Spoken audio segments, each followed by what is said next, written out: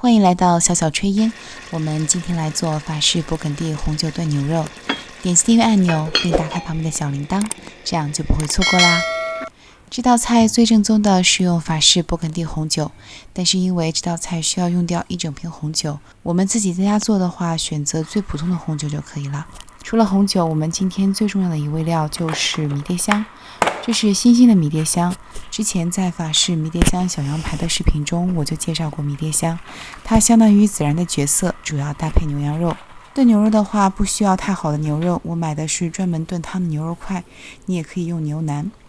牛肉块中我加的是干的迷迭香，它比新鲜的迷迭香要划算很多。然后倒入1/3瓶的红酒，盖上保鲜膜，隔夜冷藏腌制。牛肉已经渗透了浓郁的酒香，并且吸出了血水。腌牛肉的红酒已经变得非常浑浊，不要用这些红酒，把牛肉取出来。切一些配菜，2个土豆切成大块，10个口蘑对半切开，2根胡萝卜去皮切成段，半个洋葱切成大块。铸铁锅大火烧热后，放入10克黄油，加入蒜片和牛肉块。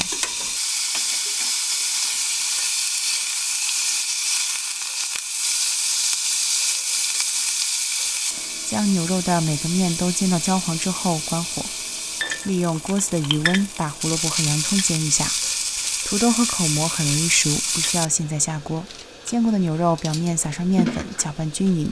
因为这道菜炖煮时间非常久，裹面粉烤制的这一步可以保持牛肉软烂，但是又有完整的外形。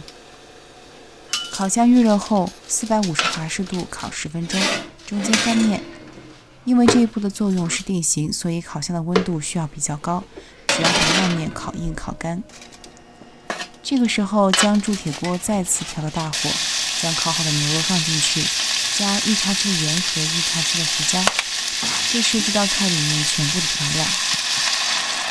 倒入剩下的2/3瓶红酒，大火烧开之后转为小火，盖上盖子炖煮1个半小时。1个半小时之后，牛肉已经炖得非常软烂入味了，红酒也少了很多。再次转大火，将土豆和口蘑放进去，翻拌均匀。红酒再次烧开的时候，调成小火，盖上盖子，再炖煮半个小时。牛肉已经炖好了，稍微翻拌之后，放上2束新鲜的迷迭香，关火加盖子，再焖10分钟。掀开盖子的瞬间，就被交织的红酒香、牛肉香、迷迭香瞬间俘获了。在严寒的冬夜，你也来试一下法式勃艮第红酒炖牛肉吧。如果今天的视频对你有帮助，就帮我点个赞吧。感谢大家收看，我们下次再见。喜欢我的视频就马上订阅吧，打开旁边的小铃铛，才不会错过精彩内容哦。